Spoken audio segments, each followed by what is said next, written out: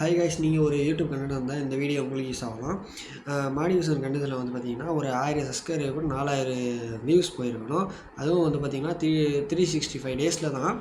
அப்படி இல்லைனா 90 டேஸில் வந்து நீங்கள் ஷார்ட்ஸ் வீடியோ வந்து 1 கோடி மக்கள் பார்வையால் போயிருக்கணும்.